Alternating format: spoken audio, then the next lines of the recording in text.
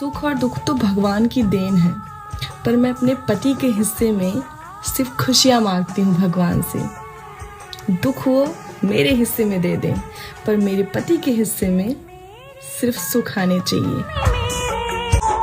सुख और दुख तो भगवान की देन है, पर मैं अपने पति के हिस्से में सिर्फ खुशियाँ मांगती हूँ भगवान से। दुख वो मेरे हिस्से में दे दें, पर मेरे पति के हिस्से में सिर्फ सुख आने चाहिए।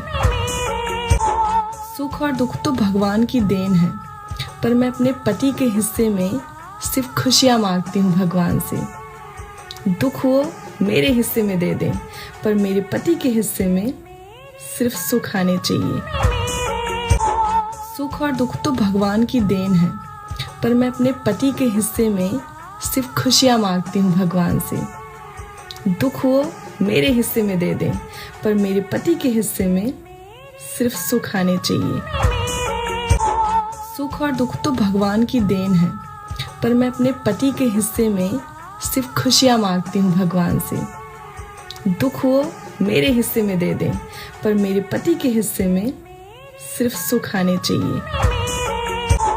सुख और दुख तो भगवान की देन है, पर मैं अपने पति के हिस्से में सिर्फ खुशियाँ मांगती हूँ भगवान से। दुख वो मेरे हिस्से में दे दें, पर मेरे पति के हिस्से में सिर्फ सुख आने चाहिए। सुख और दुख तो भगवान की देन है, पर मैं अपने पति के हिस्से में सिर्फ खुशियाँ मांगती हूँ भगवान से।